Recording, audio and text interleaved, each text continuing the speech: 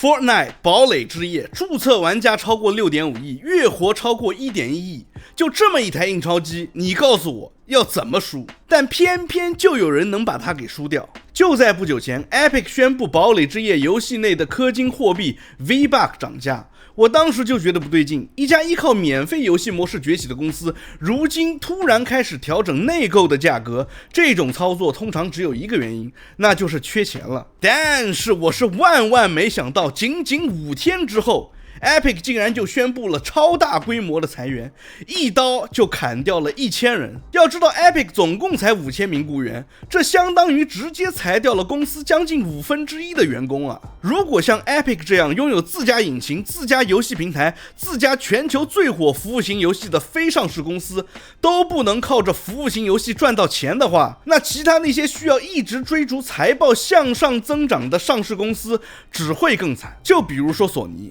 他們為了吃上服務型遊戲這碗飯，不惜浪費整個 PS5 的生命週期，也要背刺自己最核心的單機受眾。結果弄到現在，主機和訂閱的漲價就沒有停過，工作室也是一家接着一家的關閉。上個月才莫名其妙的關停了口碑極好的藍點工作室，現在又關閉了旗下連一款作品都還沒有出過的 Dark Outlaws Games。而且這還不是全部啊！之前他們花了36億美金收購Bungie壓住的 3A 搜打車大作馬拉松，結果全平台銷量卻只有區區的120來萬。緊接着不出意外的馬拉松虧爆的這個消息放出之後，還不到1周，索尼就宣布整個 PS5 的產品線再一次全面漲價。這一切的跡象都在指向同一個結論，那就是服務型遊戲的商業模式正在崩潰。所以今天的這期節目，我想聊聊為什麼 Epic 坐擁堡壘之夜這樣的印鈔機卻還能入不敷出，以及像索尼這樣已經 all in 服務型遊戲的廠商接下來會怎樣收場。大家好，歡迎來到豆頻道，我是老九。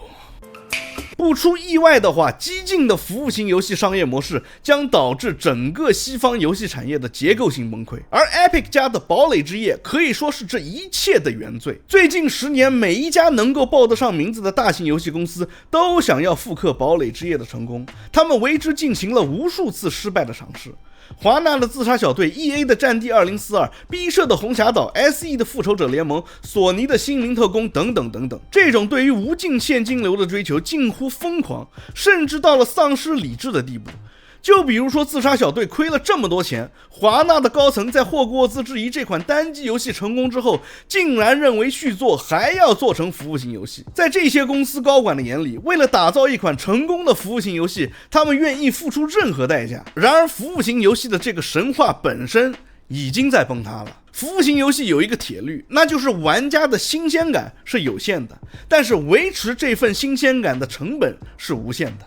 堡壘之夜早期靠着大逃殺的风口起家，那個階段幾乎就是躺着賺錢。但是當玩法本身不再新鮮，你就只能依靠內容堆量來續命。新賽季、新武器、新地圖、新機制一刻不停，而與之而來的 crossover 聯動就是這個邏輯走到極致的產物。恐龍戰隊、星球大戰、漫威、DC、Travis Scott、Eminem、Snoop Dogg 聯動多到根本就數不完。Epic 把整個好萊塢體育界以及音樂界的 IP 幾乎全部都掃了個遍，其根本原因就是堡壘之夜自身的內容吸引力正在下降，需要靠外部 IP 的熱度來彌補。聯動越多，症狀越重，數據是最直接的。在2023年到2025年，堡壘之夜在主機平台的月活峰值下降了 28%， 玩家平均每月的遊戲時長從29個小時砍到了15.4小時。這說明什麼？這說明雖然堡壘之夜的聯動越來越多，但是這台印鈔機的轉速在肉眼可見的放慢。增長見頂之後， Epic 必須找到下一条出路，於是把賭注壓在了用戶生成內容上。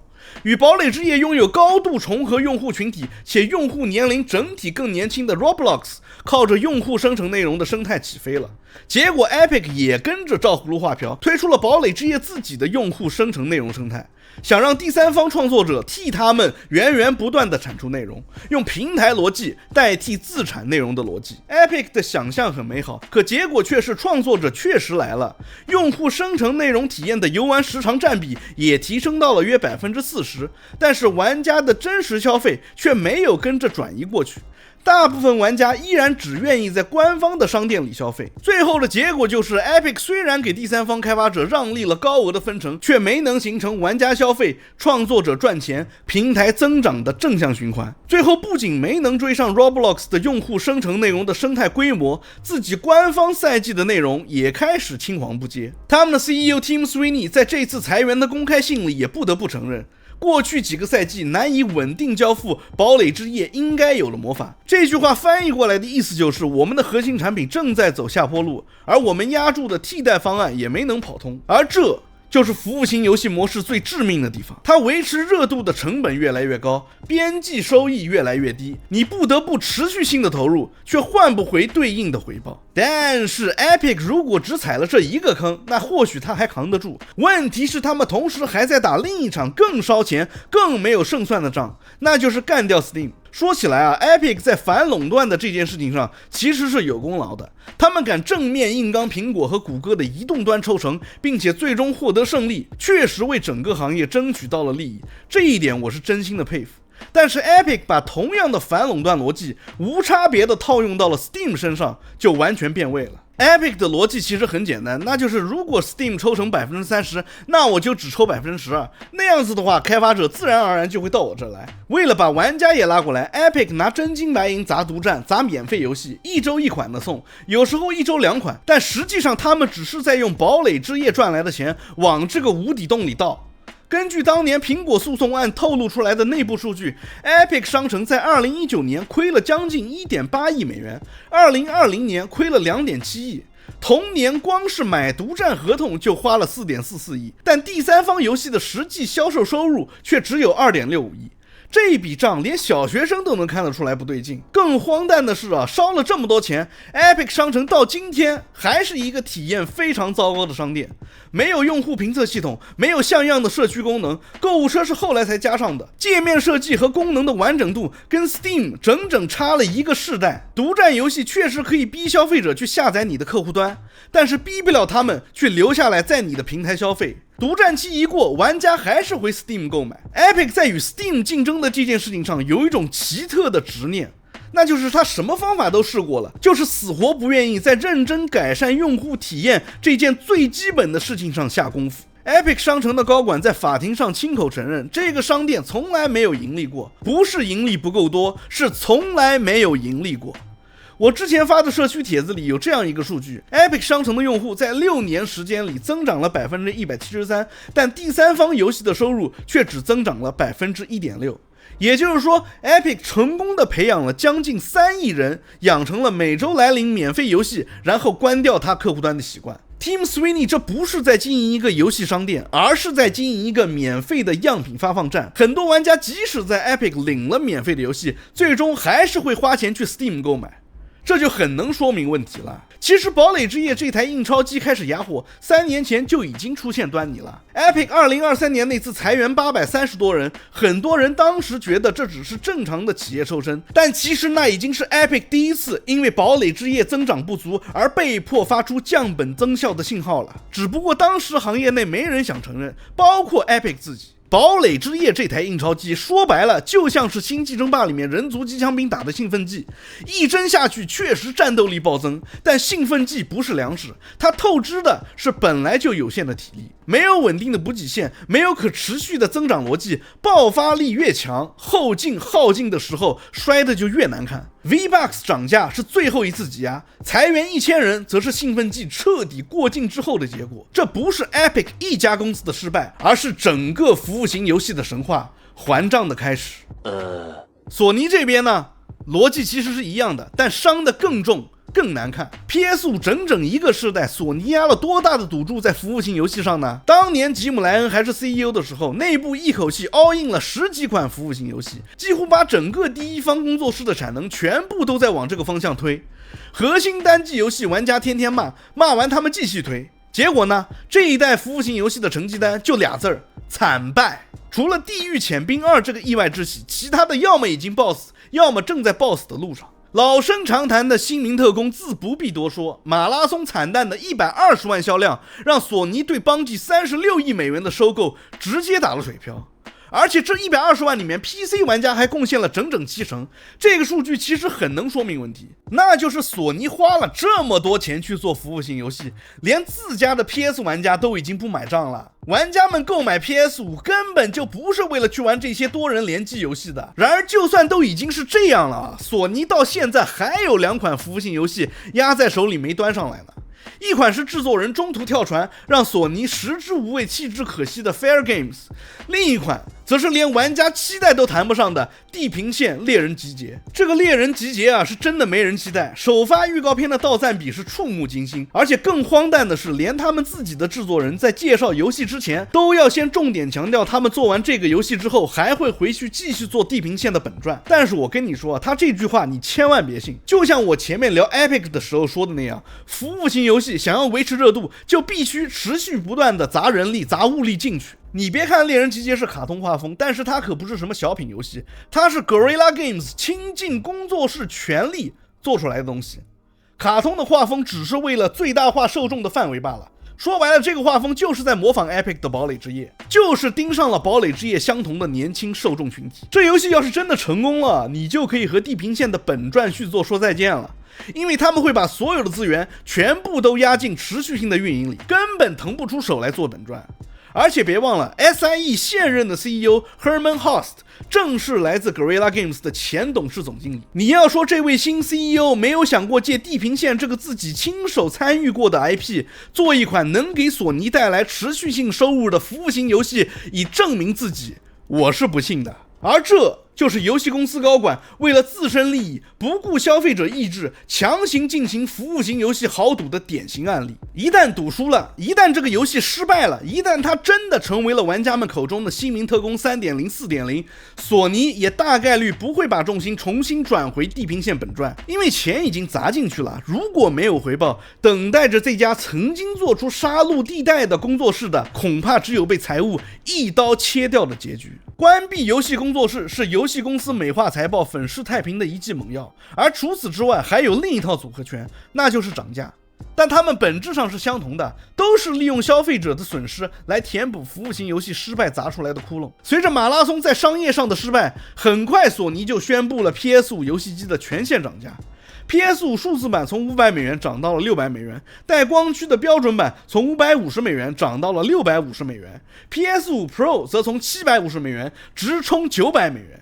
要知道這台機器已經賣了5年了，歷史上主機越賣越便宜才是常識，現在反而反了過來，變成理財產品了。之前很多現在還是索尼粉絲的人啊，不是號稱索尼家大業大嗎？不是世界第一主機嗎？為啥還要漲價呢？啊？當然啊，漲價這件事情有一部分的客觀原因，那就是 AI 企業的爆炸式擴張，把內存和儲存芯片的產能幾乎全部吸走了，導致內存顆粒價格一路飛漲。Steam 主機被推遲也是這個原因。之前還經常看到那種索尼的 fanboy 嘲笑 PC 玩家顯卡貴、內存貴，說的好像 PS5 不用內存顆粒，索尼的庫存能用100年一樣。現在打臉來的如此之快，真的是可笑至極。有的人看到這裡可能就要說了，老九你翻車了吧， PS5 漲價和服務型遊戲沒有關係，都是硬件漲價才導致的。然而事實真的是這樣嗎？硬件成本上漲是事實，這個我承認，但是這口鍋不能讓他替索尼全背了。成本上漲是整個行業共同面對的壓力，任天堂要面對，微軟要面對， Valve 也要面對，沒有人能夠例外。但成本壓力本身解釋不了為什麼消費者要把這個窟窿填得這麼滿。真正的問題是，索尼本來是有能力對沖這部分壓力的，但他自己卻用服務型遊戲把這個能力給敗光了。如果這一代索尼沒有 all in 服務型遊戲，把這些資源老老實實的用來做玩家真正想要的高品質單機 PlayStation 的遊戲收入，照樣能夠對沖相當一部分硬件成本的壓力。還有你別說什麼現在 3A 遊戲的開發成本變高了，太貴了，這些都是這些遊戲廠商資源浪費、管理混亂所導致的，根本就是他們自己的問題。現在的情況是，服務型遊戲這條腿斷了，高品質單機這條腿也斷了。索尼現在是兩頭落空，當成本進一步上漲，就只能全部轉嫁給消費者了。雖然說 PC 市場現在越來越大，而且 Steam 主機的潛力也非常巨大，但是如果你想在客廳裡以傳統主機的方式打遊戲，現階段在 Steam 主機還未發售的情況下，基本上只有 PlayStation 這一個選項了。隨着 Xbox 的式微 ，PlayStation 没有了競爭壓力。如果後面的服務型遊戲繼續虧本，索尼未來在定價上也只會越來越肆無忌憚。那索尼接下來會怎樣收場呢？我的判斷是，它不會立刻崩潰，但會慢慢的爛掉。尤其是在 PC 遊戲異軍突起， Steam 對着客廳虎視眈眈的情況下，硬件繼續漲，玩家慢慢流失，工作室該關的繼續關，第一方產能越來越集中在戰神、蜘蛛俠這幾個大 IP 上，翻來覆去的出續作。服務型遊戲的夢他們不會醒，因為高管還在賭。最諷刺的結局不是索尼轟然倒塌，而是他就這麼一點點的變成他曾經最瞧不起的那種公司，只會吃老本，只會漲價，只會在財報上粉飾太平。PlayStation 這塊牌子不會消失，但是讓玩家願意為它排隊首頁的那種東西，那份感動正在一點一點的耗盡。Later. 所以說到最後，你會發现一件很諷刺的事情，那就是服務型游戲從一開始就不是為了讓遊戲變得更好玩而誕生的，它的本質從來都是一套被精心包裝過的商業模型，一套試圖把玩家的時間和玩家的消費習慣徹底工業化、流水線化的系統。它追求的從來不是作品的完成度，而是用戶的留存率、付費轉化率和生命週期的價值。說白了，它不是在做遊戲，它是在做一台不斷運轉的榨取機器。而過去10年，整個西方遊戲產業最致命的錯誤，就是把這種榨取的能力誤當成了創造的能力。於是當你看到所有的廠商都在瘋狂地複製同一套模板，通行證、日常任務、賽季更新、聯動 IP， 一切都在無限疊加，但唯獨好玩這件事情被不斷地稀釋，結果就會是今天的這個局面。遊戲越來越像工作，玩家越來越像打卡的員工，而這些遊戲公司卻還在用 KPI 去衡量一切。最後當增長停滯，當玩家疲勞，當成本失控，他們唯一能做的事情就是裁員漲價，關閉工作室，把所有失敗的代價重新丟回到玩家的身上，這才是最可笑的地方。他們一邊透支玩家的熱情，一邊還指望玩家為這種透支買單。而現實已經很清楚了，玩家可以為一款真正優秀的遊戲一遍又一遍的掏錢，但絕不會為一套越來越空洞的運營模型無限制的續命。Epic 也好，索尼也好，他們現在經歷的根本不是什麼暫時的陣痛，而是過去10年瘋狂透支之後的必然反噬。這一切只是西方遊戲產業崩潰的開始，而真正決定這個行業接下來會變成什麼樣的，從來都不是這些高管的戰略，也不是哪一份財報的數據，而是玩家什麼時候徹底不再買賬。當那一天到來，所有建立在留住你而不是打動你的遊戲，都會在同一時間徹底的失去意義。Anyways， 歡迎收看第5頻道，感謝大家陪伴。如果你有對服務型遊戲的看法，歡迎在評論區分享，也別忘了訂閱、關注、點讚、收藏。我們下期見 ，Peace。這特好 I don't give a damn。我天，我覺得我是幫你省了100萬，天哪，特好特好，你看你自己看。